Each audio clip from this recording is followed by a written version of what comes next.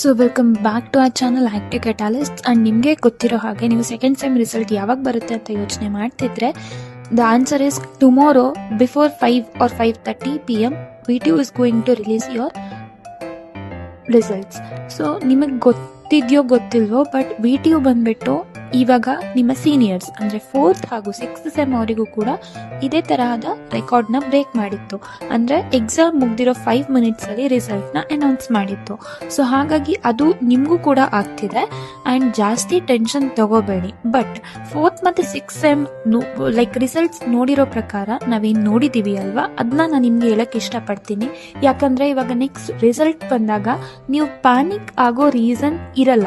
ಯಾಕಂದರೆ ನೀವು ಇವಾಗ ಇನ್ನೂ ಸೆಕೆಂಡ್ ಸೆಮ್, ಸೊ ನಿಮಗೆ ಇನ್ನೂ VTU ಜೊತೆ ಹೇಗೆ ಕರೆಕ್ಷನ್ ಆಗುತ್ತೆ ಅಂತ ಜಸ್ಟ್ ಐಡಿಯಾ ಬಂದಿರುತ್ತೆ. ಸೊ ನಿಮಗೋಸ್ಕರ ಹೇಳ್ತಾ ಇರೋ ಮಾತು, ಇದನ್ನ ಕೇಳಿ, ಯಾಕಂದರೆ it is going to help you. So first thing ಏನು ಅಂದರೆ, ಇದು 5 ಮಿನಿಟ್ಸ್ ರೆಕಾರ್ಡ್ ಸೆಟ್ ಮಾಡೋಕ್ಕೆ ಹೋಗಿ ಎಷ್ಟೋ ಜನರಿಂದು though they have return well 50-60 marks ಬರಬೇಕಾದವ್ರದ್ದು 2-3 ಮಾರ್ಕ್ಸ್ ಕೊಟ್ಬಿಟ್ಟು ಫೇಲ್ ಮಾಡಿರೋ ಒಂದು ಸಿಚುವೇಶನ್ ಇದೆ. ಯಾವಾಗ ಅಂದರೆ ಇವಾಗ 5 ಮಿನಿಟ್ಸಲ್ಲಿ ಎಕ್ಸಾಮ್ ಮುಗಿದು 5 ಮಿನಿಟ್ಸಲ್ಲಿ ರಿಸಲ್ಟ್ ಬಂದಿತ್ತು ಅಲ್ವಾ VTUದು 4th ಮತ್ತು 6th ಸೆಮ್ದು. ಸೊ ಆ ಟೈಮಲ್ಲಿ ಈ ಥರ ಆಗಿರೋ ಒಂದು ಸಿಚುವೇಶನ್ ಕೂಡ ಇದೆ.